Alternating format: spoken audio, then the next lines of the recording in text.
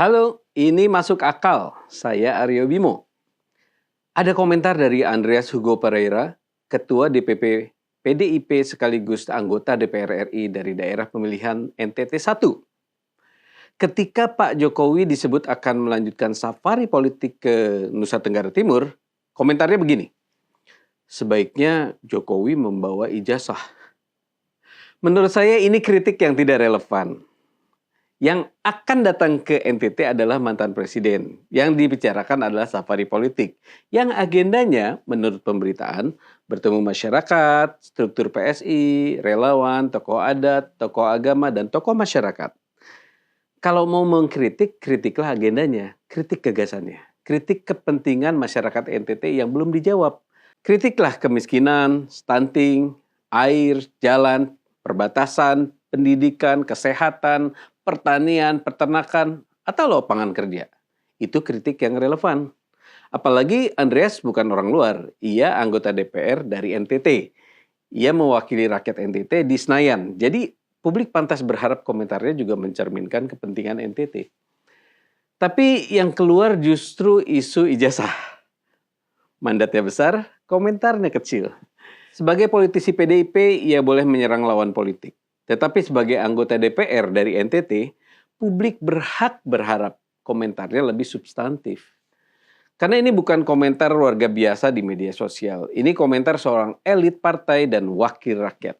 Maka pertanyaannya, mengapa ketika Jokowi datang ke NTT, yang dimunculkan bukan isu NTT, tetapi ijazah? Jawabannya mungkin ada pada peta politik NTT. PDIP memang masih besar di NTT. Pada Pileg DPR RI 2019, PDIP memperoleh sekitar 450.000 suara atau sekitar 17,5%. PSI waktu itu hanya sekitar 69.000 suara atau sekitar 2,7%. Jaraknya jauh. Tetapi pada 2024 peta itu mulai bergerak. PDIP tetap besar, tetapi turun secara persentase menjadi sekitar 16%.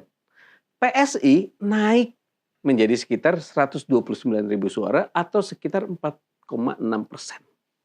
Secara angka PSI belum mendekati PDIP, tapi secara tren PSI tumbuh cepat. Di DPRD Provinsi NTT, PSI juga melonjak dari 1 kursi menjadi 6 kursi. Jadi ini bukan cerita bahwa PDIP sudah kalah di NTT. Belum setidaknya. Tapi ini cukup untuk menjelaskan mengapa ada kecemasan. Dalam politik, partai besar tidak hanya cemas kepada lawan yang sudah besar. Partai besar juga cemas kepada lawan kecil yang sedang tumbuh cepat. Karena yang berbahaya bukan hanya siapa yang besar hari ini. Tapi yang berbahaya adalah siapa yang sedang naik. Sekarang kita lihat, mengapa Jokowi keliling Indonesia? Apakah ini sekadar jalan-jalan politik? Tidak. Dalam sistem pemilu kita, partai politik harus mendaftar dan diverifikasi untuk menjadi peserta pemilu. Ada verifikasi administrasi, ada verifikasi faktual, ada syarat kepengurusan, keanggotaan, kantor tetap, dan dokumen yang harus dipenuhi. Secara formal, partai harus punya kepengurusan di seluruh provinsi, 75% kabupaten kota, dan 50% kecamatan. Jadi, struktur partai bukan aksesori. Struktur partai adalah syarat hidup dalam demokrasi elektoral. PSI tidak lolos ke DPR RI pada pemilu 2024. Maka kalau PSI serius menuju 2029, PSI tidak bisa hanya mengandalkan popularitas. Tidak bisa hanya mengandalkan media sosial. Tidak bisa hanya mengandalkan figur. PSI harus membangun struktur. Harus ada pengurus, harus ada anggota, harus ada kantor, harus ada mesin partai yang hidup. Secara aturan, syarat formalnya sampai provinsi, kabupaten kota, dan kecamatan. Tetapi secara politik, kalau ingin menang, tidak cukup hanya memenuhi syarat minimum tentunya. Partai harus hadir sampai ke bawah, sampai ke desa, sampai lingkungan, RT RW kalau perlu. Jadi ketika Pak Jokowi membantu PSI berkeliling Indonesia, itu bukan hal aneh. Itu kerja organisasi, itu konsolidasi partai. Itu bagian dari persiapan menuju pemilu 2029. Kalau mau dikritik, silakan. Tapi kritiknya harus tepat. Misalnya, apakah PSI benar-benar punya struktur? Apakah PSI punya kader? Apakah PSI punya gagasan untuk NTT? Apakah PSI siap bekerja untuk masyarakat? Itu kritik yang benar. Tapi kalau kerja organisasi dijawab dengan isu ijazah, itu bukan kritik substantif, itu pengalihan. Apalagi NTT punya hubungan politik yang tidak kecil dengan Pak Jokowi. Pada masa pemerintahan Jokowi, NTT merasa diperhatikan. Ada bendungan, ada jalan, ada pos lintas batas negara. Ada Labuan Bajo yang didorong menjadi destinasi super prioritas. Tentu tidak semua masalah NTT selesai. Masih ada kemiskinan, masih ada stunting, masih ada ketimpangan, dan masih ada pekerjaan rumah lainnya. Tetapi dalam politik, perhatian itu penting. Kehadiran itu penting. Memori pembangunan itu penting. Ketika Jokowi datang ke NTT, yang datang bukan hanya mantan presiden. Yang datang juga memori politik tentang daerah yang merasa pernah dilihat dan diperhatikan.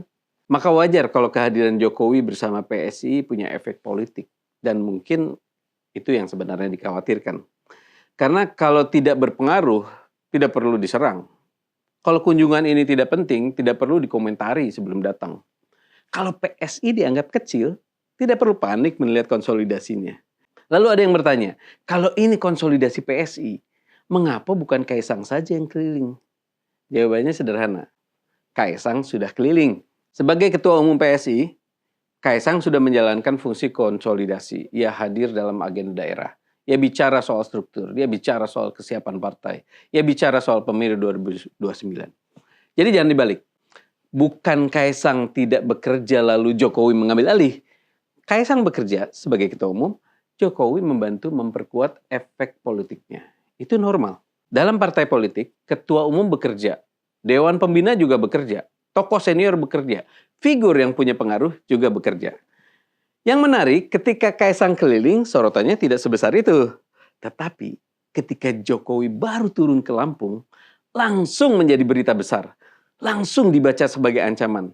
Langsung ditarik ke isu ijazah. Justru itu yang membuktikan satu hal. Jokowi masih dianggap penting oleh lawan politiknya.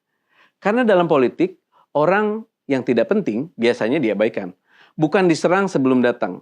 Jadi komentar bahwa ijazah itu tidak perlu dibaca sebagai kritik serius. Itu gejala politik. Gejala bahwa Jokowi masih punya daya tarik. Gejala bahwa PSI mulai diperhitungkan. Gejala bahwa NTT tidak lagi bisa dianggap sebagai ruang politik yang sepenuhnya aman bagi kekuatan lama. PDIP masih besar, tetapi PSI bertumbuh. Dan dalam demokrasi itu sah. Partai yang ingin menang, silakan bekerja.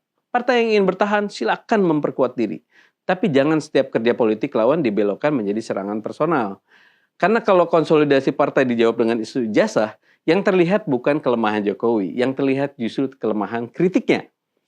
Pak Jokowi keliling Indonesia bukan karena demokrasi rusak, justru karena demokrasi elektoral menuntut partai bekerja, menuntut struktur dibangun, menuntut anggota direkrut, dan menuntut organisasi hadir sampai bawah. Kalau ada yang terganggu oleh itu, masalahnya bukan pada Pak Jokowi. Masalahnya mungkin karena PSI mulai bekerja serius. NTT belum tentu berubah menjadi kandang gajah. Tetapi yang jelas, kandang lama tidak senyaman dulu lagi. Tetap jernih, tetap masuk akal.